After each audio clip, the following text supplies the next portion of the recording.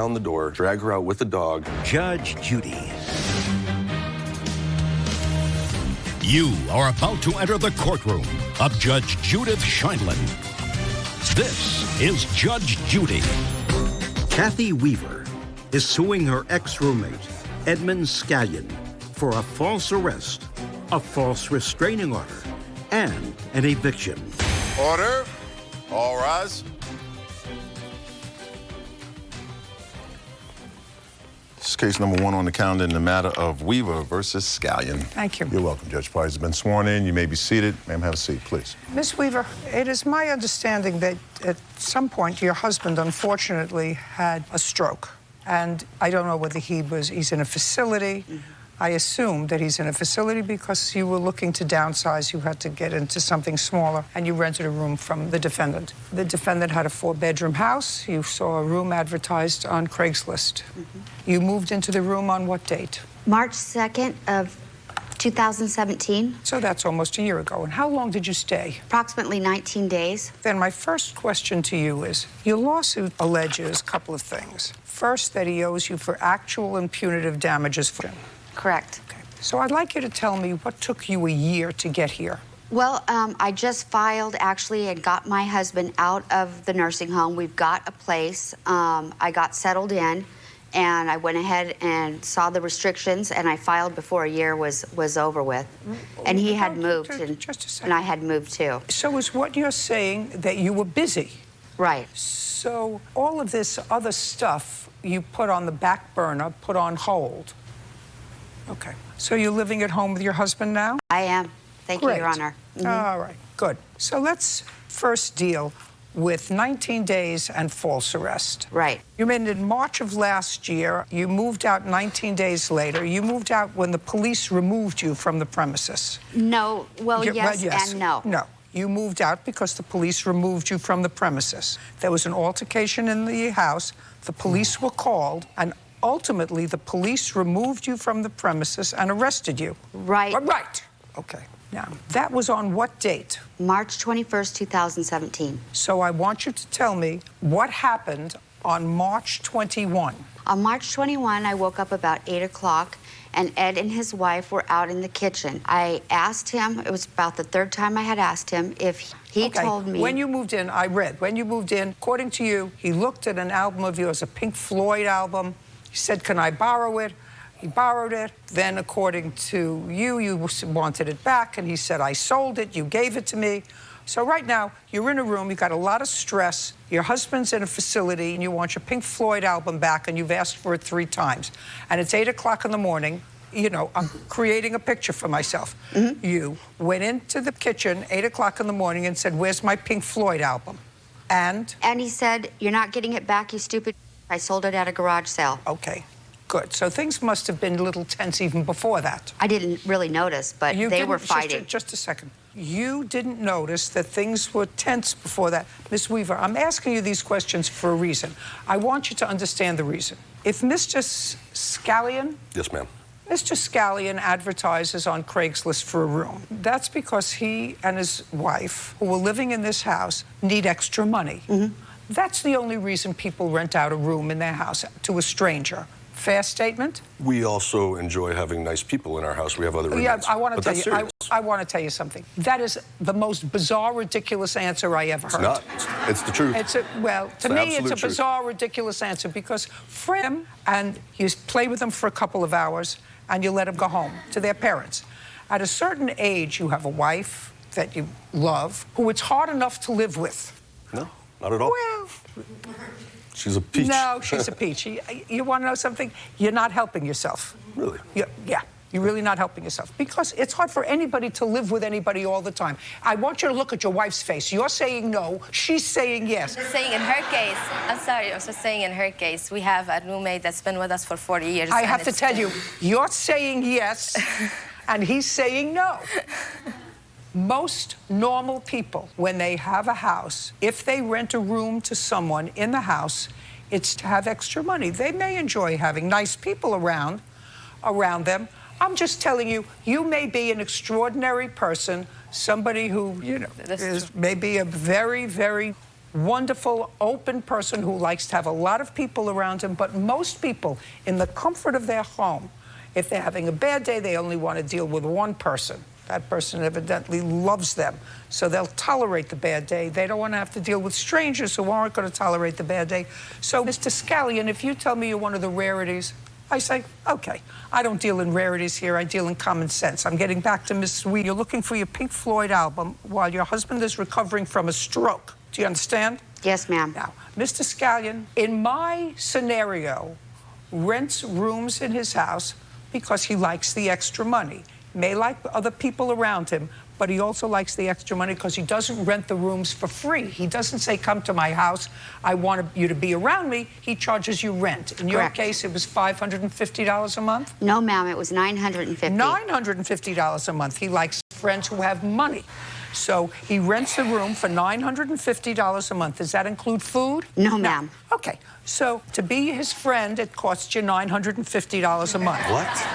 And a deposit. Shh, just a second. But that means that I'm right, and he's full of baloney, that he rents rooms in his house because he and his wife, although they may like people, they also like somebody to help them pay the mortgage on this 4-bedroom house or 5-bedroom house.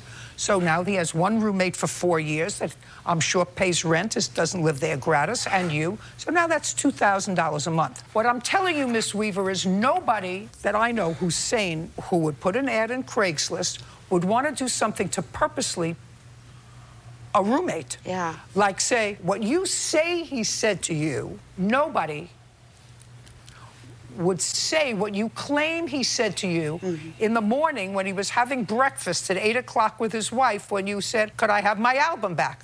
So if you think that I believe that that's what he said to you from nothing, you didn't see any trouble before or anything else, I don't believe it. Next, you asked for your album and you didn't get it. Now, what's next? Come on, what's He next? pushed me. Just a second. I'm not asking you anything. Sorry, I apologize. You see, and I already know you're difficult to live with because you can't appreciate the fact that you seem to be winning and you can't keep it shut. So you understand? You seem not to be going against somebody who's not playing out a scenario that would be in your best interest. Your wife is looking at you, she's looking at the ground, looking at you and looking at the ground. You are his wife, aren't you? Yes. Yeah. So. I'm just uncomfortable. What, just a second? I'm sorry. That didn't require an answer. It required my reading you. All right. It's not about him, it's about her. Just a second. I'm sorry. Don't say anything. Yeah. So then you claim he pushed you. He did. Okay. He was in the kitchen sitting down when you came in or standing up? He was standing. He was standing. And where was his wife? I believe beside him in the kitchen somewhere. So they were both standing. Came and sat down at the end of a bar and was having coffee. Okay, so you were sitting and he was standing. Did you fall off the bar stool when he pushed you? No, Sure, just a second. I just want to know. He was standing. You said he said something foul to you. And when I had you asked got for a up. seat, just a second. Oh, then you got up. I want you to go step by step with me. Do you understand where I'm going? You're coming, you're sitting, having coffee. Now you're sitting, having coffee. So the first thing that you did was not ask him for Pink Floyd. You came in and you made yourself coffee. Good morning. Just a second. You made yourself coffee. And you sat down. Didn't say good morning, didn't acknowledge that it was a nice day. I want to start from the beginning, Miss Weaver. You see where I'm not buying what you're saying to me, especially since, according to what I've read here in the papers, the police had to get you out of your room. I didn't want to open the door because they told you to come out, and you didn't. All right, we're going to get to that point. Do you understand? Unless you want to say goodbye to me now. No. You understand No, where thank we're you. going? I'm good. All right. Judge Judy continues in a moment. Told me, just leave, just go right now, and he was pointing to the door. And I'm like, I'm not going to go, and thinking that in Were my you head. taking medication that morning? It's not an answer. Possibly, yes. It's not an answer. Yes. The answer is yes. Yes. Real cases, real people. Judge Judy. Kathy Weaver says ex-roommate Edmund Scallion assaulted her and had her falsely arrested. Edmund has a countersuit for damaged property, lost wages, and punitive damages. Now, so you came into the kitchen, said good morning to the two of them, Yes, I did. made yourself coffee, sat down at the end of the bar, They were standing in the kitchen. Make sure I'm getting it right. Don't say yes if I'm getting it wrong. Yes, you're getting it right. And so there's nothing evil that's going on. Then you said to him, I want my Pink Floyd album back. And I expected to get it. No, just a second. Yes, ma'am. I want to know what you said. I said, hey, Ed, are you done looking at that album yet? Can I have it back, please? And he said, No, I don't have it anymore. And I said, what? Excuse me? And he said, no, I don't have it anymore. I got rid of it. And I said, what? He said, yeah, I sold it at the garage sale. And that's I went, not what you said to me 2 minutes ago. He said, Miss Weaver, that's not what you said to me 2 minutes ago. What you said to me 2 minutes ago was you walked into the kitchen. You said to him, I want my Pink Floyd album back. He said to me, well, you're not getting it back. You blank, blank, blank, blank, blank, blank, blank. And then he pushed you. That's what you said to me 2 minutes ago. So that's not what happened. I walked out of the kitchen, and he was another way because there's a wall. So I walked out this way, and I think he kind of walked out that way.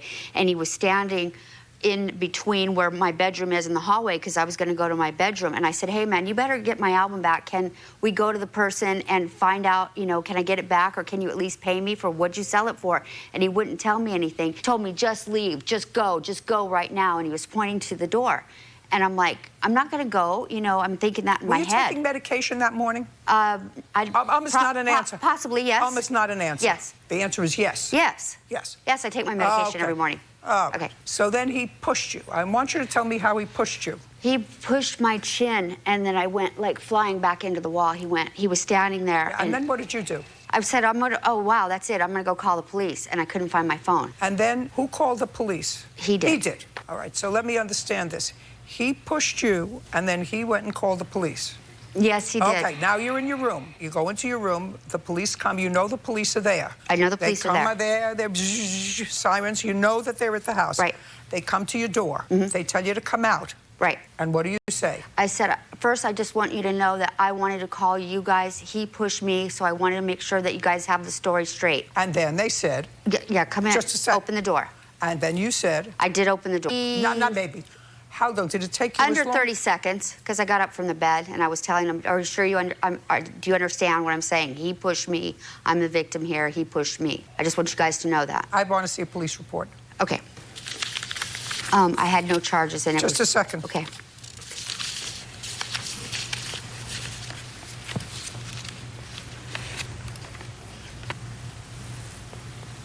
Did you have a hearing on the protective order? There was a hearing. And what happened with the protective order? I showed up. He did not. It was dissolved. On what date? 4/13/2017, I believe. Was a temporary order of protection issued? It was for 5 feet in the house, stay away from each other. You have a copy of the protective order? Yes, I do, ma'am. I'd like to take a look at it. He also put this on the door, 3-day notice. So he was, there's the dismissal. Thank you. Go ahead. Oh, no, this is the protective order. You were arrested for something else. This is for the protective order. He didn't show up on the 13th. This is the 3-day notice to quit. I want to see what you were arrested for. He writes in his... No, not he writes it. I want to see what you were arrested for. I don't believe I had any charges, and I've looked and I've asked. He said I was in this deposition here. There was no appearance by any party, according to this. You didn't show up and he didn't show up. I was late. So you didn't show up and he didn't show up is the answer. That's what it says here. I didn't see the judge. No appearance by any party. I didn't see the judge. That's correct. But I did show up. Were you out of the house by then? Yes. Good. Judge Judy continues in a moment. You were in jail? I was in jail. For how long? About 5 months. Oh, Miss Weaver, you are so full of baloney. No, I was. You are so full of baloney. I don't want to tell you that. Then you lied. Real cases, real people. Judge Judy. Kathy Weaver claims ex-roommate Edmund Scallion owes for an assault, a false arrest, and an eviction. Okay, you have no case. You have no case. You have no case. But, Your Honor, You have no case. She said I could stay 5 feet. He wouldn't let me in. You have no or case. give me my dog. Just a second. You have no case. Now, the only thing I'm going to ask you is, when she was taken away by the police, she had a dog. Yes, ma'am. The police asked us to watch the dog until she got out. That was on the 21st. Correct. Did you know when she was getting out? I didn't, and when we found out, she came back to the house. She took the dog, went away. I had already called the cops. She drove off, got picked up by the cops for violating the restraining order. Okay, and that was on what date? I want to say the 23rd or 24th. I may have some evidence on that. I really don't know for sure. Let's see. My car got impounded. He had my purse, my IDs, everything. And they said I could get in the house. The judge wrote it was not an eviction notice. The police had to drag her out with a dog, had to break down the door, drag her out with the dog. They asked us to watch the dog. Show me. Just show me. Well, show you what? Like, Oh, the second time. Shh. Do you have any police notes from the 21st? No, they didn't leave us anything. Shh, just a second. Sorry. This is where you're coming today. You're coming to a court. Yes. You filed a counterclaim, also a year late. Just We a did second. not plan on going after her. Going after. I understand that. But if you're coming to court and you're filing a counterclaim, you should have something that had to do Well, we with had to the move because of her. incident. We had to move because of her. I'm not Sorry, go ahead. entertaining your counterclaim now. I'm finishing up her claim. All I want to know is, where's the dog? The dog? The dog you She- let out. she took the dog. the dog in her car. She was arrested again for yes. violating And the they protective put order. the dog in. Shh. Let me look. When you were arrested the second time, Miss Weaver, when you went back there, you recall that? Do you recall that? Yes, ma'am. The car with you. The dog was in the house with them.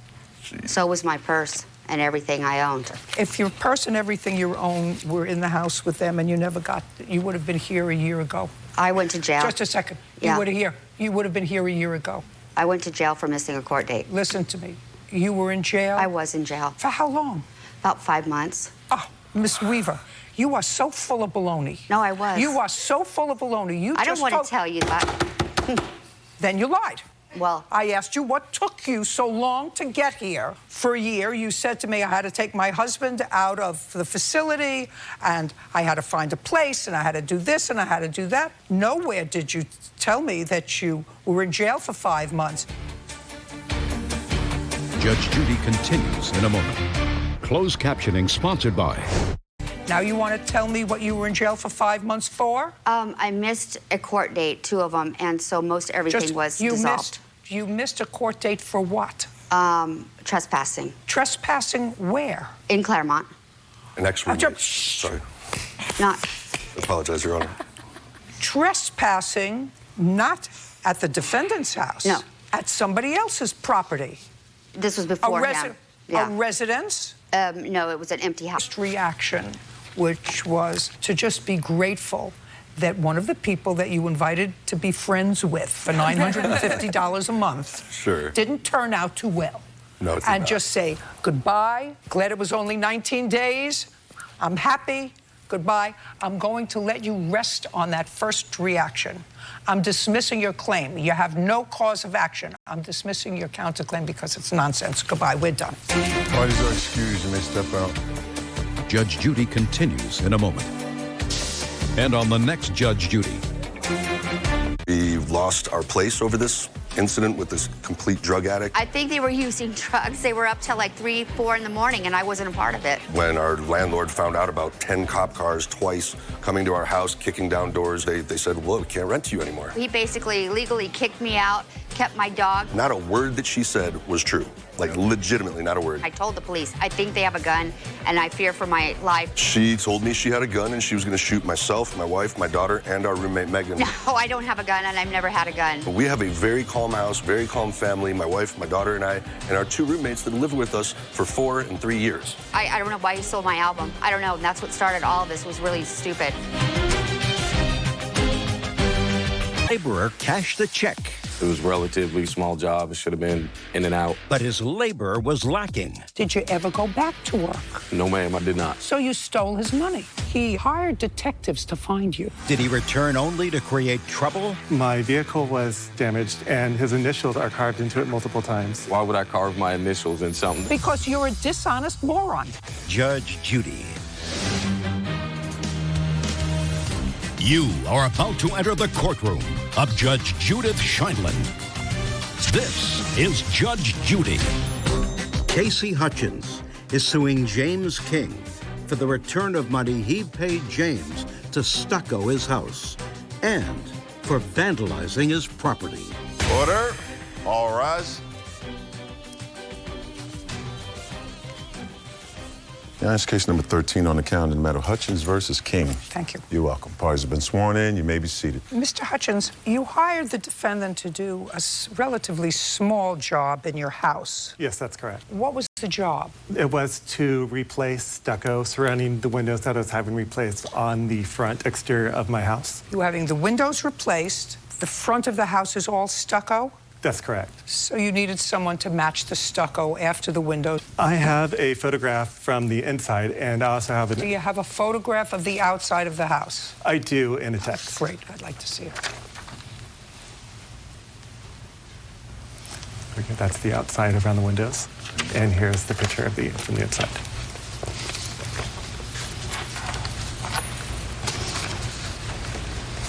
Okay, got it. And he was hired to perform the job on May 9th. You acknowledge that, sir. Is that Yes, correct? Okay. How much did you charge him? It was about a year ago, I believe. It was about $400 to $500. Should have been in and out, which is why it was so cheap. It was $450, and I have a copy of the contract. Okay, I'd like to see the contract. What kind of work do you regularly do, Mr. King? I installed doors and windows. But you weren't installing these doors and windows. You just were doing the stucco work. Yes, ma'am. Very straightforward contract. Fairly simple, yes, ma'am. Cost for labor and materials total is $450. Half of that cost, $225, is to be paid on Tuesday, May 9th, up front. Yes, ma'am. $225. The remaining balance of $225 will be paid upon completion of the job on May 10th, right? That's Yes, ma'am. what you signed. Did you start the job on May 9th? Yes, ma'am. No, the job actually drug out. I was there for... The answer is you did not complete the job pursuant to the contract on May 10th. Correct. Now you're going to explain why. Did you show up on May 10th? I believe I did, yes, ma'am. He did not. That would be a no. You didn't. Okay. Did you show up on May 11th? Is not an answer. All right. Did you show up on May 11th? It was a year ago, as far as I know. Well, let me I thought I was there on the 10th let me as well. suggest this to you, Mr. King. All right. The plaintiff paid you $225. Yes. Plus 80 for materials. Plus 80 for materials. I don't care. Plaintiff paid you $225. You contracted to complete the job in one day, which is why he hired you. He wanted the job completed. So if you didn't show up, absent some extreme emergency... I believe my truck did break down, ma'am. Well, now you seem to remember. If your truck broke down, take an Uber. With my tools? With your everything. Yes, sir. All right. Actually, with your everything. All right. Because right now he's had his windows put in and his house is exposed. Because you say in the contract that you signed, 2 front windows have been replaced and some stucco, and replacing the stucco, sealing. That means that there was potential. Sealing the windows, yes, ma'am. So it was a timed project. And you're goofing off because of something else negatively impacted that. So that when you're here a year later, I would remember what it was. I would sit down and I would say, what's your first name? James? I would say, Jim. What was it that prevented me from finishing that job? Are you married? No, ma'am. You live with anybody? Yes, my girlfriend. You have any children? Nope. So is my girlfriend in the hospital? You have living parents? Yeah. One of my parents in the hospital? Nope. Last year? No, wasn't one of my parents in the hospital. Was I in the hospital? Did I break a finger? Did I break a toe? Did I have a kidney infection? Something else? No, it wasn't that. What could it have been that prevented me from going to finish that job? Then I might look on the Weather Channel and Weather Google, and I would say, well, was there a blizzard, a hailstorm, a snowstorm, something else that prevented me from going? So I'm ruling out all the things that would have been perfectly reasonable for you to say to me, I couldn't go because of my kidney stone. I couldn't go because of it was hailing rain and locusts that day, so I couldn't paint the front of the house. But is not an excuse on a timed job. Do we understand each other? Yes, ma'am. So he gets his money back. Now, you also used $88 of materials. Did you end up using the materials? I never received anything from him. Just a second. So he kept the materials. So we have $225 plus 88. I bought the materials. Materials was left at the job. $225 plus 88 equals $313. Now, how many years have you been in business? I'd say, what, 10 years now then? All right. You still have the same girlfriend? Oh, it's not an answer. We've been together about a year. I met her right after this job. So this is a different girlfriend? At that time, I didn't have a girlfriend. Fine. So when you found this girlfriend, did you move in with her? No, we got our own separate place. Do you have the same telephone number? No, ma'am, I do not. Why not? Just changed numbers. Why? Changed carriers. I'm asking you that question because he was trying to find you to serve you. Because this whole thing, which amounts to $313, was for Mr. Hutchins a matter of principle. So he, according to his complaint, hired detectives to find you. He was so infuriated at your lack of any sort of performance that he spent money to, instead of just saying, listen, I lost $300, I'll know better for next time. He doggedly pursued you by hiring people to find you. Okay. Now, did you ever go back to work? Is not an answer. No, ma'am, I did not. Why not? The truck was broke down. I went there. So you stole his money? No, ma'am, I did buy the material. Everything that I got paid on, that was material money. Just a second. That was it. No, that's baloney. That's baloney. I don't believe so. Oh, well, I don't care what you believe. What you believe is irrelevant to me. I would never use you. What's your first name? James King? I would never use you for anything in construction. Ever. A lot of the companies I work for, they continue to use me. Just a second. Totally irresponsible. Totally irresponsible. Okay. Good for you. I'm glad you pursued him. Well, thank you. Got it? $313. Just Yes, for I the plaintiff. have additional expenses. Also, he vandalized my property. Oh, did he? Yes. Just a second. Tell me about that, Mr. Hutchins. Now, you say he vandalized your property. That Yes. I'm prepared to hear. Okay. I had filed a complaint with the Contractor State Licensing Board. When did you do that? I initially did it online in late May, after I had hired the other companies. In late May. Because they needed to know how much additional Don't damages. tell me what they needed to know. Okay. You filed a complaint against him. Yeah. On what date, Mr. King, were you notified by the agency that there had been a complaint filed against you? I got something in the mail, I would say about 3 months ago. 3 months ago. So that would be in late 2017. Roughly, yes, ma'am. I want you to think. You weren't coming Nobody to a beach ever contacted me. You weren't coming to a beach party today. On what date were you notified by the agency that there was a complaint against you? Month and year. If you can't give it to me, I got I'm going to served let about- you go. I'm going to let you go outside, and you can bring up a copy of the letter. He'll bring up a copy of the letter. All right. Now, in what month and year did you get a copy of or notification that a complaint had been filed against you? I'd say I probably got served January at the beginning of this year that... January of 2018. Yes, ma'am, that I've summoned for a court date. A summons for a court date for this case? Yes, ma'am. I'm not talking about this case. I'm not talking about this small claims case. I'm talking about, Mr. King, you've been doing this work for a long time. Yes, ma'am. That's what you said. That's how you make a living. He filed a complaint against you. Name of the agency? Contractor State License Board. Contractor State License Board. Yes, ma'am. When were you notified by the Contractor State License? You never received any notification No, that ma'am, there I had been did a not. complaint against you. No. Do you have a copy of that letter? I have a copy of their conclusion. May I see it, please? Yes.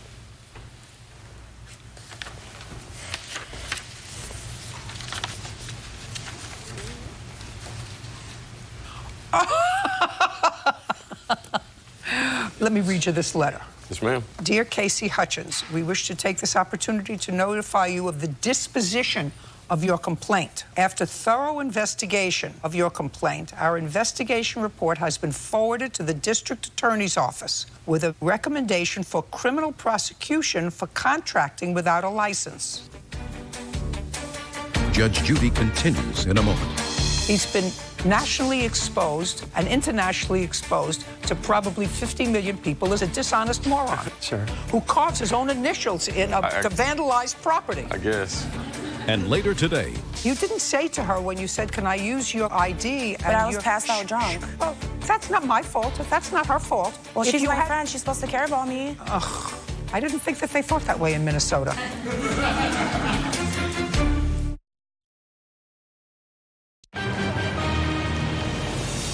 real cases, real people, Judge Judy. King never finished a stucco job at his home and then vandalized his property. So, of course, you weren't notified because you don't have a license. That wasn't the question. Just a second. Of course you weren't notified because you don't have a license. So when I said before I wouldn't hire you to do anything, there's a reason for that. All right. Yeah. Now, he received his first notice, he said, of a small claims summons and complaint that you had filed sometime in January of this year. On what date was your property vandalized? It was November 6th. November? 6th of 2017. And I had received that letter November 4th. It's dated October 31st. What information had you given them about him? I had given him his name and the information I had from the phone number. I gave him a copy of the text, the contract, as well as I subpoenaed the bank for one of the checks that he cashed to try to get his address, and I gave him that information as well. Were you ever contacted by the district attorney's office? No, ma'am. Interesting. How after 2 days was I able to go vandalize the property? And if so, they sent me something in 2 days, and I was able to go do that? How? First of all, I don't answer questions. But if I were to answer your question, this is what I would say. I would say that they conducted an investigation from the time he filed the complaint in May until that investigation, which in my judgment would have involved notification to you, asking you for a copy of your license. Where do you work? Where do you do other things? So that's an investigation. Now, between May of 2017, when you had this work done by another company, yes, and November of 2017, so that's June, July, August, September, and October, 5 months, right. Was any of your property vandalized? No. No. It wasn't until after you received this letter dated October 31st that refers him to the district attorney's office that you found your property vandalized. That's correct. May I see pictures of the vandalized property? I have no reason to vandalize. Just a second. It's not your turn to speak. Yes, ma'am. My vehicle was damaged, and his initials are carved into it multiple times, as well as I have two sculptures in the front of my property which are damaged. Just a second. I'm looking. All right. Well, I mean, why would I carve my initials in something? This is the first time I'm hearing about this. Why? Because you're a moron. Because you're a dishonest moron. That's the reason. Why would I try to? Because you're a dishonest moron. Because what do you have to lose? You have no wife, you have no kids, you have no expenses, your truck is broken down, you have no license, you're a ne'er-do-well, so what do you have to lose? So you got you by carving your initials, and what are they going to do to me? They're not going to be able to prove that I did it. Because that would make you a moron. How about initials? That would make you a moron. Yes, ma'am. I also found out he has a criminal record as well. Just a second. I'm looking at this. Sure. He's got enough trouble. He's been nationally exposed and internationally exposed to probably 50 million people as a dishonest moron. Sure. Who carves his own initials in to vandalize property. I guess.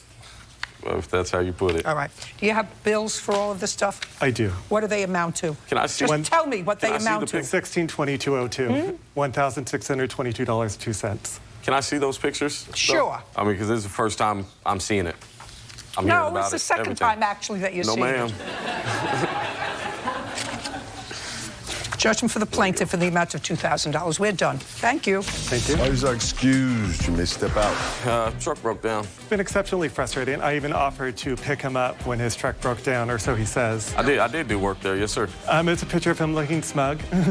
First time I'm hearing about any vandalism. You know, that same day that I noticed the vandalism, it's quite suspicious. I'm not a kid like that, and it's not something I would do. Well, I'm glad I was able to get most of my expenses back. I was never caught. And now, the next case. Is Oscar. Step forward. 24-year-old Mercedes Tiono is suing her former friend, 24-year-old Noren Oscar, for hotel charges incurred when a drunken Noren smoked in her room and raided the minibar.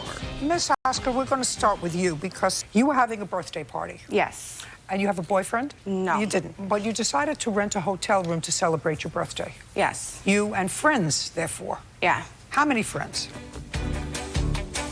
Judge Judy continues in a moment. You owe her $497.90 if that's what was charged on her credit card. Because it was your responsibility. You asked her to do you a favor. But her husband took a bottle, and I have proof that he did. Who cares? Real cases, real people. Judge Judy. 24-year-old Mercedes Tiono is suing her former friend, 24-year-old Norin Oscar, for hotel charges incurred when a drunken Norin smoked in her room and raided the minibar. You decided to rent a hotel room to celebrate your birthday. Yes. You and friends, therefore. Yeah. How many friends? 4. This was one of them? Yes, this was my friend. She was there? Yes. When you rented the room, you used your credit card. Yes, it was prepaid. It was prepaid. So And the I room was have it. prepaid, but when you got there, as most often happens when you have a prepaid room, they want an identification and they want a credit card to make sure that if you do any damage to the room or order room service or eat from the minibar or anything else, that that's covered. Yeah. Right? Yes. And you didn't have with you an ID card or a credit card. Yes, I didn't. Now, how old are you? I just turned 24 in January. Well, a 24-year-old, if they rented a room online, would know that you need a credit card in order. How did you pay for the room? With my debit card. And my friend, the reason why I couldn't use my card for incidentals is because I didn't. I didn't ask you for a reason. I said, how did you pay for the room? With my debit card. Do you have a credit card? Yes. That's either a yes or a no. What kind of credit card I do don't you have a credit card, I have a debit card. The answer is you I don't thought have it was a the same credit thing. card. I'm sorry, I thought it was the same thing. Is it that they wouldn't accept your debit card? No, it was prepaid. I just needed an ID to match the debit card for incidentals, and I didn't have my ID. Whatever you didn't have what was necessary to secure the extras to the room. Yeah. If you had it, the ID, you would have used yours. Yeah, of course. Of course. So you asked your friend, who's the plaintiff, to use her ID and... Judge Judy continues in a moment. bill for what everybody did or what anybody did in the room was $497.90. That's what she's suing you for. She said you just asked her to use hers because you didn't have yours, right? Yeah, but she basically offered. Not basically. Yeah. That's a filler word. Well, I was really desperate because I didn't have my ID, and I was supposed to check in. So that's why you asked her to use her ID and her credit card. Yes, and I was supposed to check in at 3, and I was already 8 o'clock, so she, willingly came and put her card on file, and Just a second, Miss Oscar. You owe her $497.90 if that's what was charged on her credit card, because it was your responsibility. You asked her to do you a favor, whatever. But her husband took a bottle, and I have proof that he did. Who cares? You didn't say to her when you said, can I use your ID? But I was passed out drunk. Well, that's not my fault. That's not her fault. Well, she's my friend. She's supposed to care about me. Ugh. You live in San Francisco? No, I live in Minnesota. I didn't think that they thought that way in Minnesota. Judgment for the plaintiff in the amount of $497. We're done. Thank you. Under Judge Hughes, you may step out. Judge Judy continues in a moment. And on the next Judge Judy. Got a fee for drinking all the drinks and the snacks in the hotel room. Well, I was passed out drunk. Well, the drinks that I bought her were from the bar downstairs. We're not friends anymore, obviously. Oh, I'm not friends with her anymore, and her witness wasn't even there.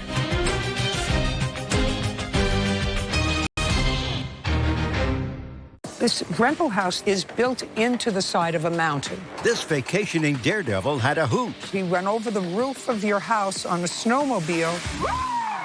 There was some damage to the ceiling. His next stunt, to avoid any blame. There's nothing saying stay off this house. Would there have been a 350-pound moose? Maybe he didn't see any signs either. Judge Judy. You are about to enter the courtroom of Judge Judith Scheindlin. This is Judge Judy. Jeff Seward is suing his former tenant's friend, 22-year-old Hunter Kinchy, for damaging his home when Hunter drove his snowmobile over the roof. Order. All rise. This is case number 560 on the calendar in the matter of Seward versus Kinchy. Thank you. You're welcome, Judge. Parties have been sworn in. You may be seated.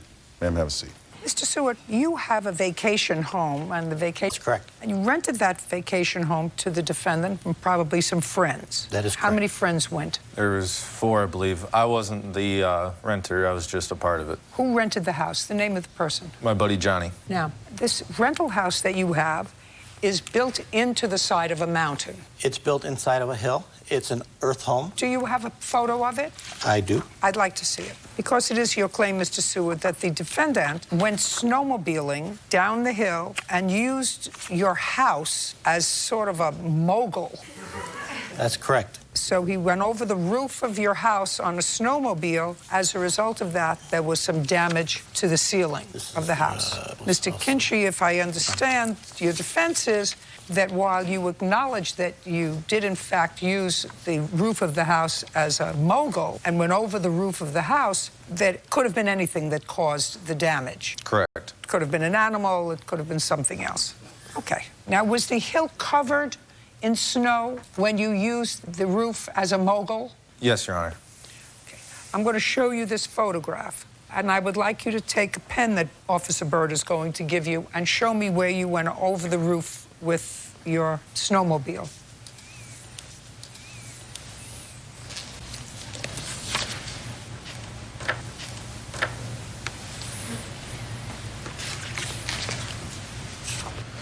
Okay.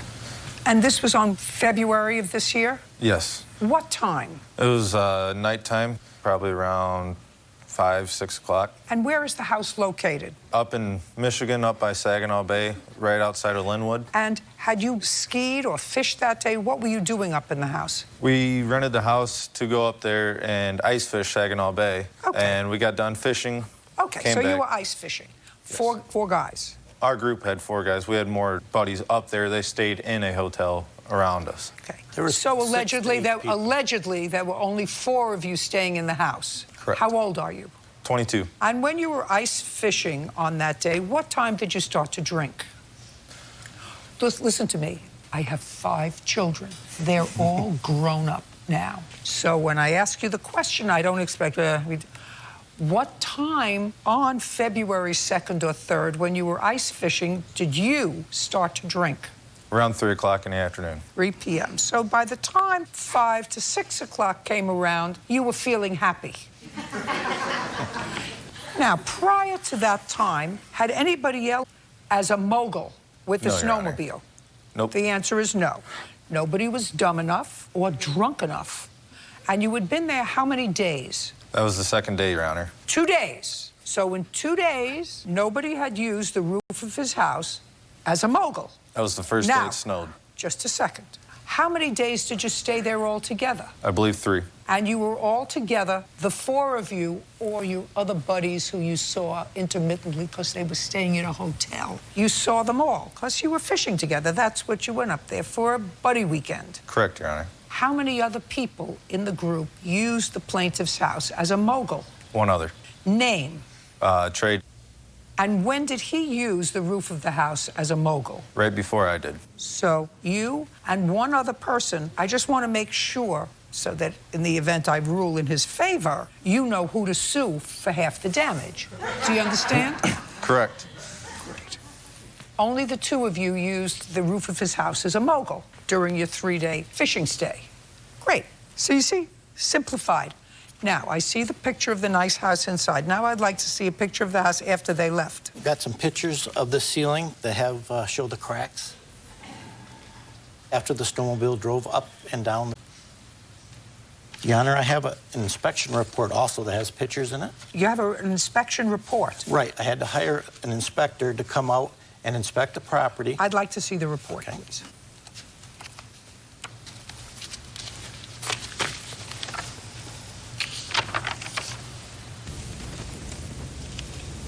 Okay. So he found some evidence of cracking in the ceiling. And he said, according to him, that there is no permanent structural damage to the ceiling, and it requires another coat of Drywall. Drywall. Good. Now, you have a video for me to watch? I personally don't have a video, but I believe the defendant does. Oh, I do good. have the video. You have a video? I'd like to see it.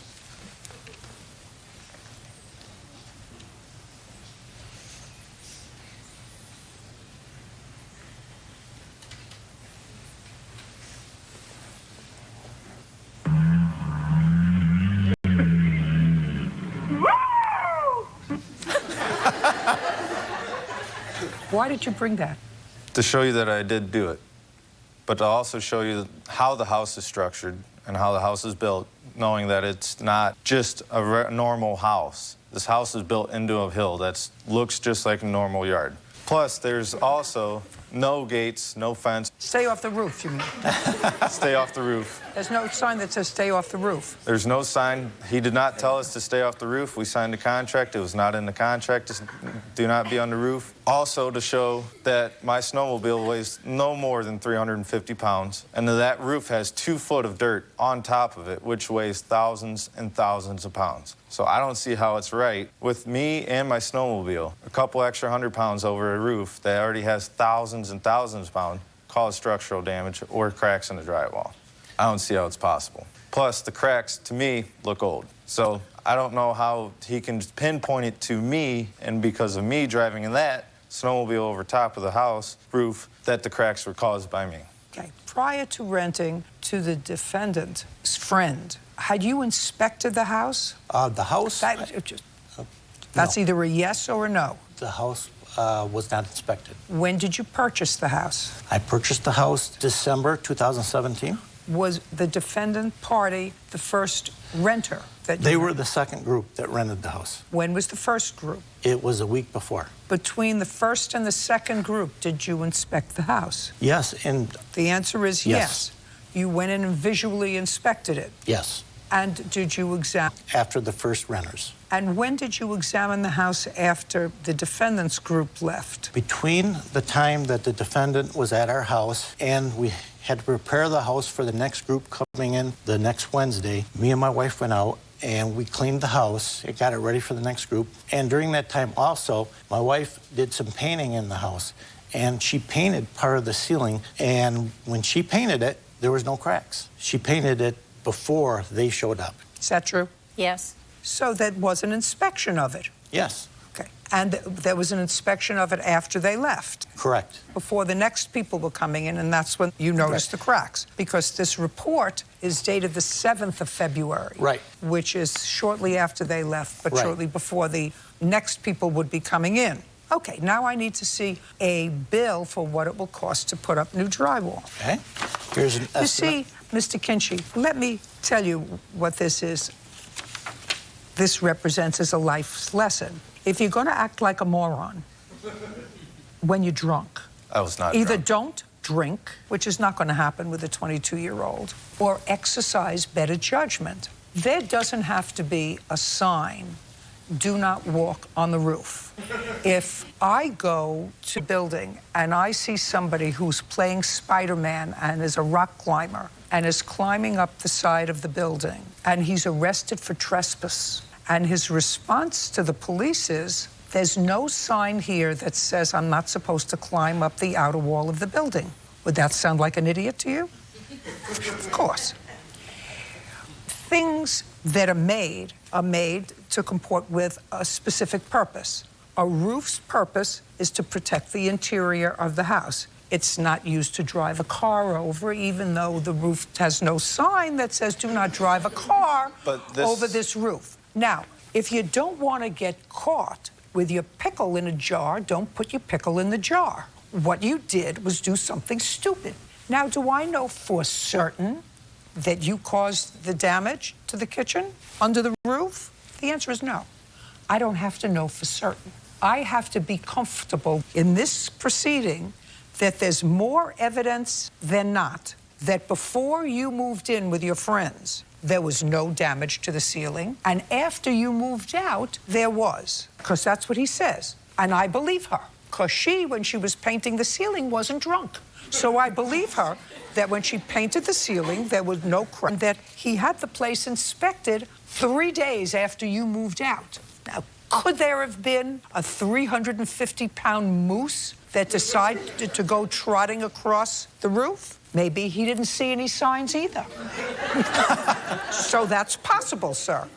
Your problem is that I know for certain that you were on top of that roof, and the fact that it didn't say, don't drive my snowmobile or a motorcycle over the top of the roof is not an excuse. It doesn't have to. You're supposed to know that. You're supposed to know that if you see glass on the beach and you're walking barefooted, You don't walk on the glass. You walk around the glass. And if you choose to walk on the glass, you're an idiot. And if you cut your feet and then you say, I'm going to walk around and find out who was it that dropped this glass on the beach. If you find the person who dropped their glass on the beach and they say, well, there was no sign that said don't drop your glass on the beach, you're supposed to know that. You're 22 years old. Your Honor. What? First thing, I was not drunk. I have a lot of practice with drinking. Second thing, that house was specifically made for this. So it's with 2 foot of dirt that is frozen. Just a second. What do you do for a living? I work in a factory. So I assume you didn't go to engineering school. Nope. And I would assume that if I tried to qualify you as an expert witness in the field of engineering, you would come up short. You never graduated from college. You don't have an engineering degree. Your Honor. You don't have an engineering degree. You don't have an architect degree. So don't tell me what it's specifically designed to do. The roof's purpose is to shelter the house. It is not to be used as a mogul. Judge Judy continues in a moment.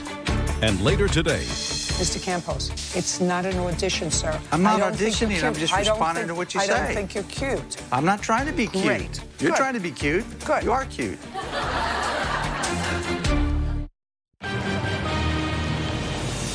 real cases, real people. Judge Judy.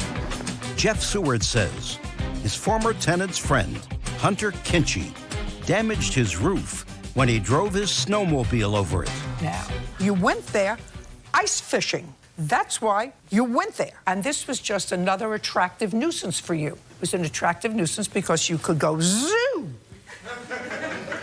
But that's not what you brought the snowmobiles there for. So since you are not an architect, you are not a structural engineer, you are not a college graduate, specificity, the roof was made to withstand because you have zero expertise. The only thing I know is, no, it's not common sense. The only thing I know is before you, don't try to talk over me, because what they do is they cut your mic.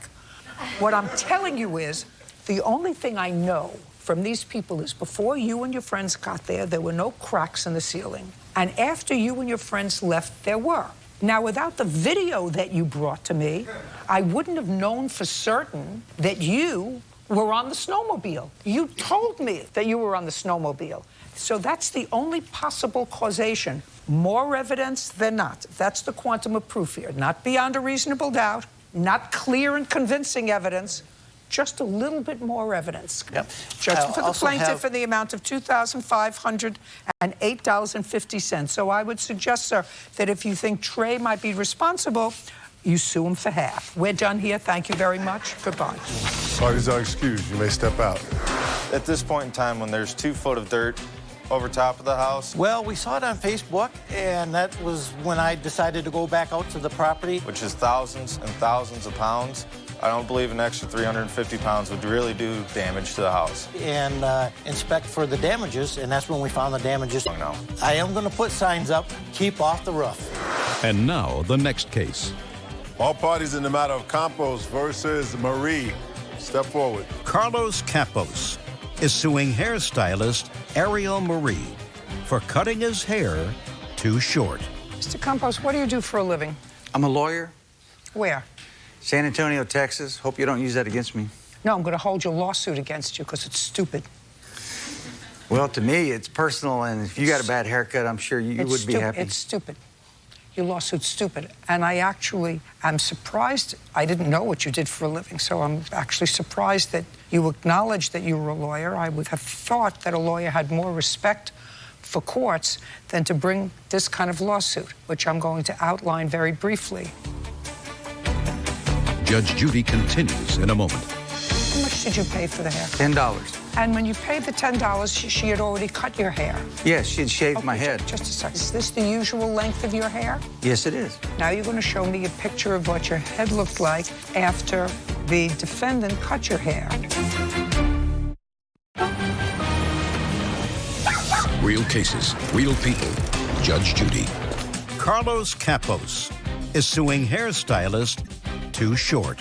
Now, you went to the defendant to have your hair cut. Whatever hair you have left, you wanted to have cut. And she cut your hair too short, so you're suing her for $5,000.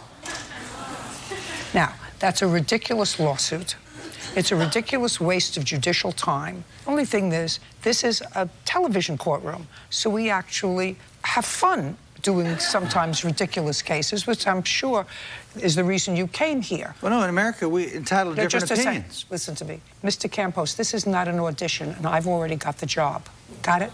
Got it. Did you pay for the haircut? Yes, I did. How much did you pay for the haircut? $10. And when you paid the $10, she had already cut your hair. Yes, she'd shaved my head. Just a second. She had already cut your hair. Yes. And when did you get this short haircut? It was a couple of days before Christmas, about December 21st. And right now we're 3 months later, and is this the usual length of your hair? Yes, it is. Great. Now you're going to show me a picture of what your head looked like after the defendant cut your hair. Shaved my head.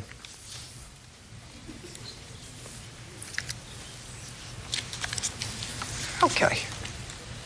She gave you a very short haircut. It's not shaven, but it's very, very short. Wasn't a haircut, it was a shave. Impossible. Did you use a razor on his? And then Sam Jackson's hair is cut with a razor. I didn't accuse her of using a razor. I did an electric shaver is what she used. Right. That's fine. Your Honor. Okay, just a second. Not necessary. And it took probably about 3 weeks for your hair to grow out. Your opinion, I don't know, maybe a month. Whatever. It took a month for your hair to grow out. And were you working during that time, Mr. Campos? No, that's just a second. Were you working? That's a yes or a no during that month. Judge Judy continues in a moment. Were you working? That's a yes or a no during that month. Well, I'm self-employed, so some days I work, some days I don't. Yes, so I was working. The answer was you were working. And you didn't work over the Christmas holidays. I wasn't claiming lost wages. Mr. Campos, it's not an audition, sir. I'm not auditioning. I'm just responding to what you say. I don't think you're cute. I'm not trying to be cute. Great. You're Good. trying to be cute. Good. You are cute. Mr. Campos, you are absolutely correct. That's why I have the job, and you get $10, and that's the judgment of the court. Goodbye. You don't want to hear the facts? We're done. Unjudged excused. You may step out. Judge Judy continues in a moment. And on the next judge... America, I thought we were supposed to be judged by our peers. She didn't let me present my case. She didn't let me tell her that she did this on purpose. I knew it was going to end up like this. She's a Trump hater, I'm a Trump lover, and Trump haters hate Trump lovers, and that's why she did it. I have no idea what he's talking about. As to when it comes to Trump, Trump was not brought up at all. I asked for a slight trim, and she shaved my head. I don't know what's wrong with this guy. He's just a creep to me, so...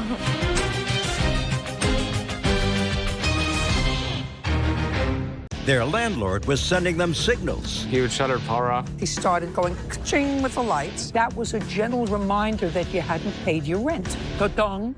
Now they're between a rock and a hard place. He refused to take payment from us. This man refused to take your money? They put $50 out on top of my card with a rock on top of it.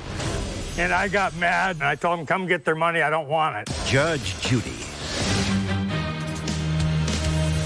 You are about to enter the courtroom of Judge Judith Scheindlin. This is Judge Judy.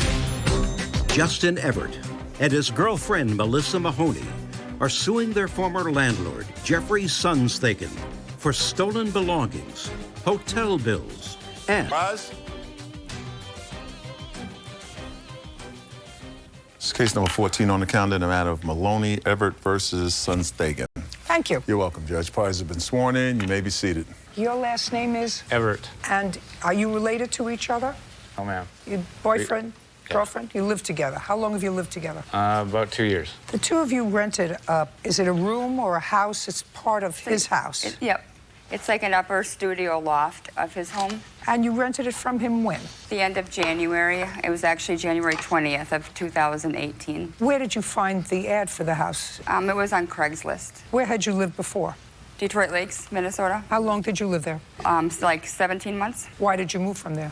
The house was sold. When you lived there, who did you rent from? We were actually in the process of buying it from my cousin, but we ended up not filling that agreement, and he sold it to his brother's girlfriend. Did you pay him rent? Yeah, we were in the process of buying it. Oh, that's not what I asked you. Yeah, did you pay him rent? We were not paying rent, no. You were not paying him rent? Not for that, we were paying... Don't don't knock him. I asked you, it was a very simple question. You lived in this house for 17 months. Yes, it was a mobile home, and we were paying lot rent. So you were not paying for the use of the mobile home, but you were paying for the mobile home. Yes.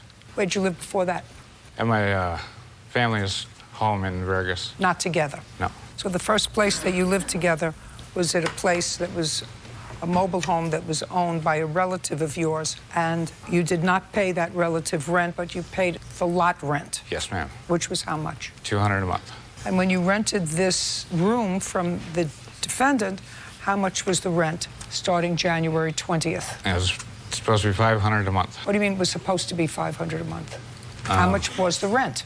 $500 a month. When you moved in on January 20th, how much money did you give him? $180. Was that for the end of January? Yes. For the last bit of January. So you gave him $180 for January. When did you move out of his premises? May 1st. On February 1st, did you give the defendant his $500? Yes, ma'am. Is that correct?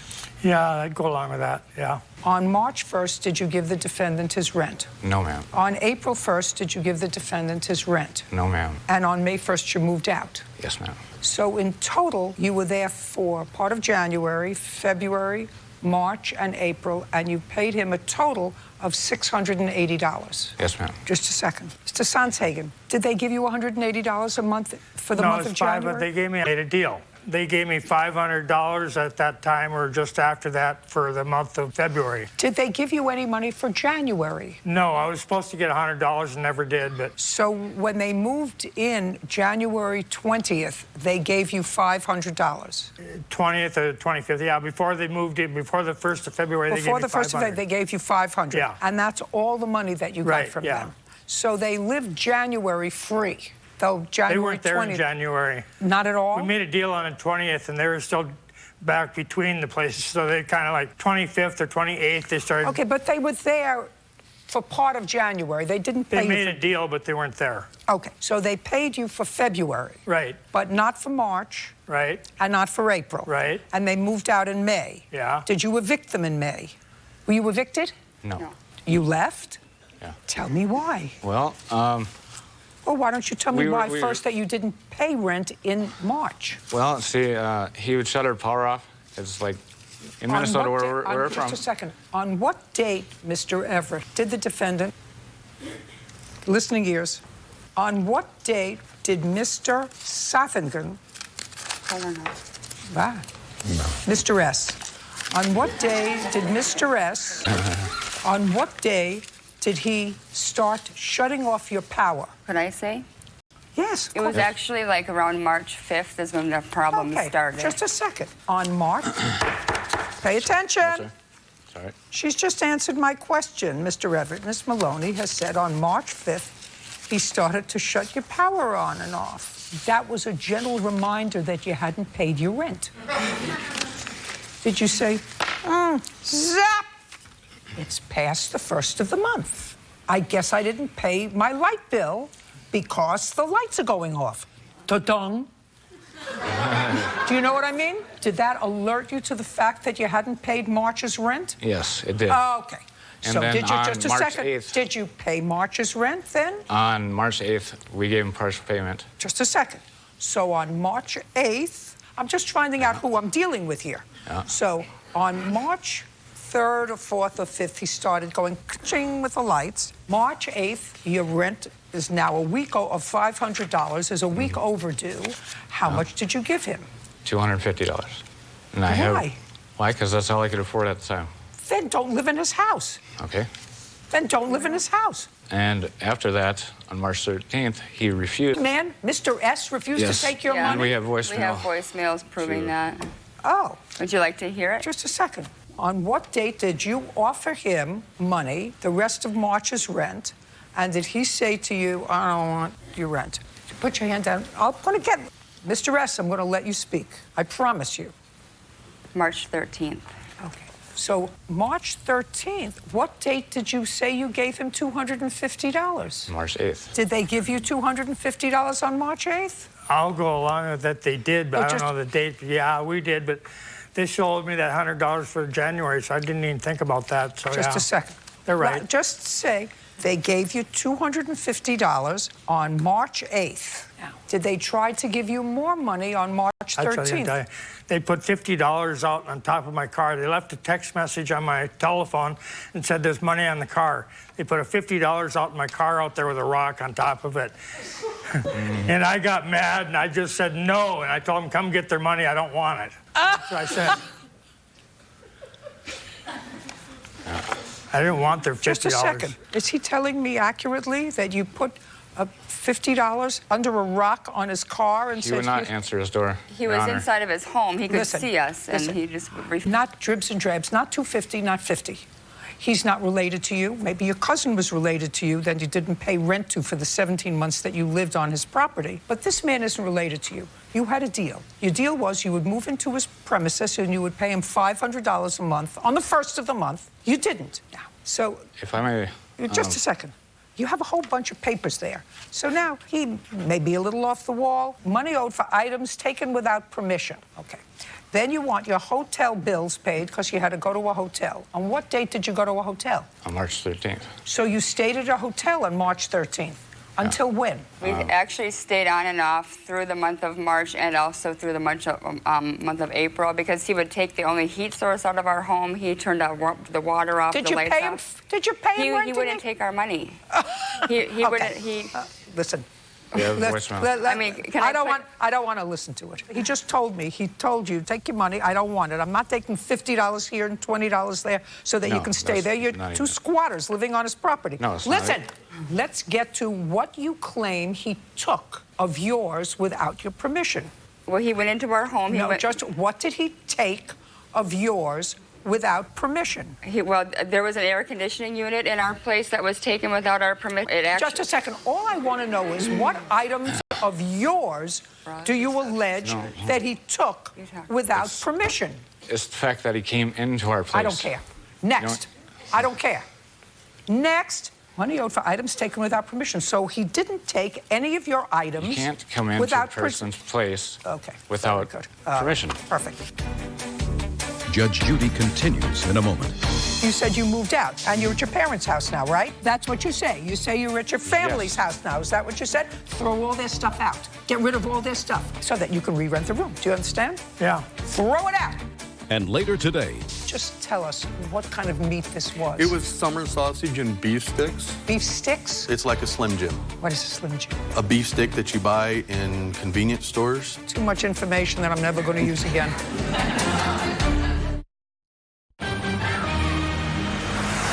Real cases, real people.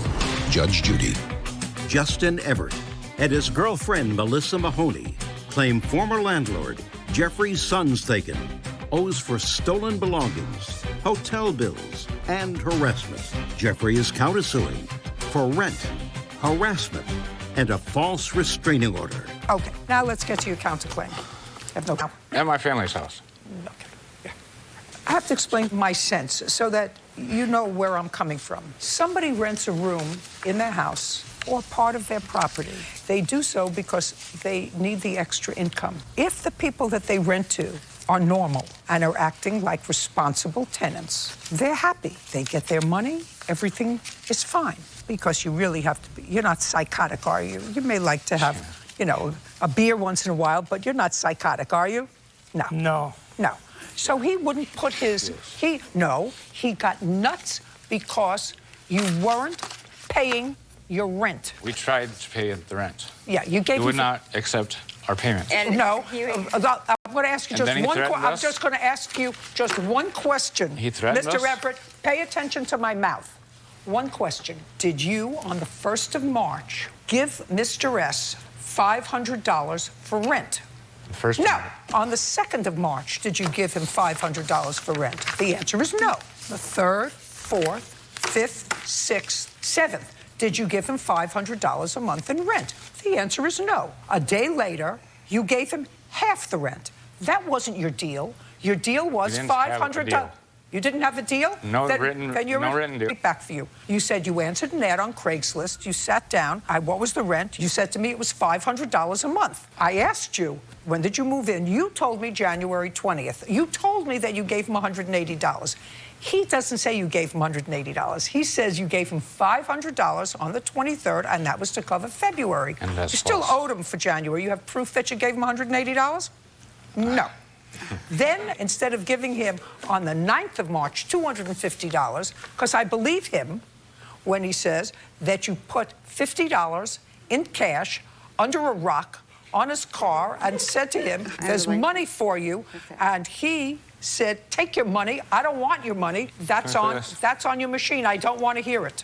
Do you understand? I'm not interested in hearing it unless you tell me on March 1st and April 1st you gave him $500. We tried to. Just a second. You didn't try to. That's a lie. You did not try to give him $500 on March 1st. On March 3rd, he's told us that we were evicted from this property. All right, good. All right, you get zero. Dippity-doo. He owes you nothing. I know. Now, are you happy to have them gone? I'd like that. They're gone, aren't they? There's stuff still there, but they're gone. Their stuff is still there? Yeah. What stuff is... There's still some things up there. It's just happened, so I haven't got anything moved out. You mean it just happened on May 1st? Yeah. That they left? Yeah. And you left. You said you moved out. And you're at your parents' house now, right? And my That's what you house, say. yes. You say you're at your family's house now. Is that what you said? Throw all their stuff out. Get rid of all their stuff. Get rid of it all so that you can re-rent the room. Do you understand? Yeah. Throw it out. Yeah. They didn't pay you rent. Really? March, April, or May. They have no stuff that belongs to them in your house. Do you understand? Yeah. Perfect. Goodbye. We're done. Oh, my God. Parties are excused. You may step out. I really have nothing to say. Well, I'm pleased. It sounded like she saw right through them. I have nothing to say. They're professional squatters. No comments. I won't make the mistake again. And now, the next case.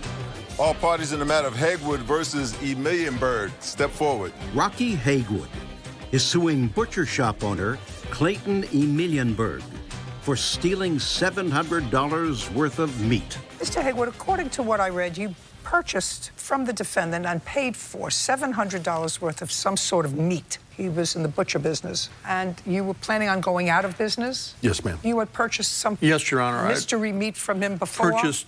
And you said, well, I'll buy it. Right. And it supposedly stays frozen for a long time. Right. Just tell us what kind of meat this was. It was summer sausage and beef sticks. Beef sticks? Beef sticks. And do you make that? Yes, ma'am. It's like a Slim Jim. What is a Slim Jim? A beef stick that you buy in convenience stores, but we're not allowed to sell ours in a convenience store. Why can't you sell yours at a convenience store? According to USDA rules, there's certain state and government rules. Because you have to slaughter it a certain way, and you have to be approved. I have to buy the retail meat and have everything already USDA approved to process that meat and sell in my establishment. All right, too much information that I'm never going to use again.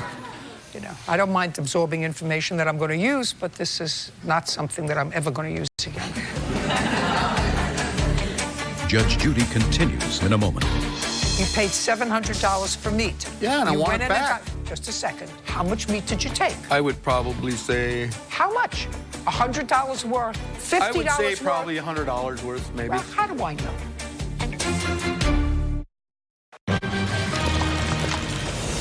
Real cases, real people. Judge Judy. Rocky Hedgewood is suing butcher shop owner Clayton Emilienberg for stealing $700 worth of meat. Okay.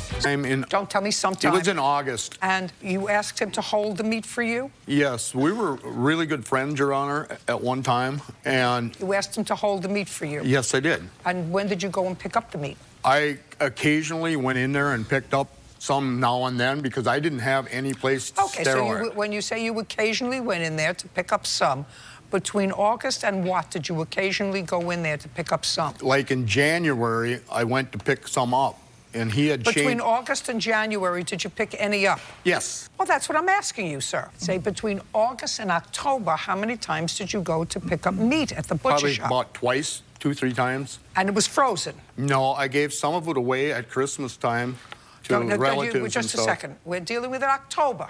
Put your hand down. Christmas time, you gave early Christmas presents, or then you went back Christmas time. So between October and the end of December, how many times did you go in to the butcher shop? I was there numerous times because I'd go in there and Numerous visit. times. I'm just talking to take meat. Probably about maybe twice, 2-3 times. That was it. So 2-3 times between August and September and October, and 2 or 3 times between October and December. So that's 6 times you went in to take meat. No.